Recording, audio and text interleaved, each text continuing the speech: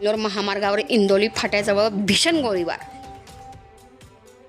कराड तालुक्यातील कालगावचे सरपंच सोमनाथ चव्हाण यांच्याकडून संतोष घोलप यांच्यावर व्यावसायिक हिशेबाच्या वादातून हा गोळीबार करण्यात आला.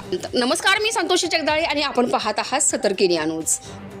घटनास्थळावरून मिळालेल्या माहितीनुसार पुणे बेंगलोर महामार्गावर इंदोली फाटाजवळ पेरले गावात जाणाऱ्या रस्त्यावर मध्यरात्री 11:15 वाजण्याच्या सुमारास गोळीबार झाल्याची ही घटना घडली आहे. सदरील गोळीबार कराड तालुक्यातील कालगावचे सरपंच सोमनाथ चव्हाण यांनी केला असून फिर्याद हल्ल्यातील जखमी संतोष घोलप वय 37 वर्षे, मूळ राहणार कालगाव, तालुका कराड, जिल्हा सातारा, सध्या राहणार उमरज हॉस्पिटलच्या पाठीमागे ही माहिती दिली आहे. फिर्यादीत सोमनाथ रमेश चव्हाण राहणार कालगाव, तालुका कराड आणि योगेश सुदाम दीक्षित राहणार मसूर, तालुका कराड यांच्यावर उमरज पोलीस ठाण्यात गुन्हा दाखल झाला आहे.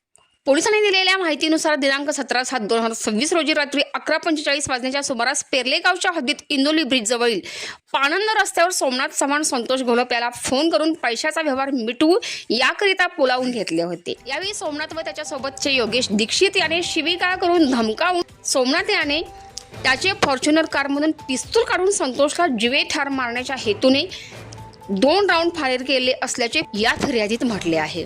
सदरील बंदुकीच्या गोळ्या चुकेबिताना संतोषच्या उजव्या व डाव्या पायाला गोळ्या लागल्या असून तो गंभीर जखमी झाला आणि फिर्यादीने जीवे ठार मारण्याच्या उद्देशाने हा गोळीबार केला असल्याने तक्रार दिली आहे.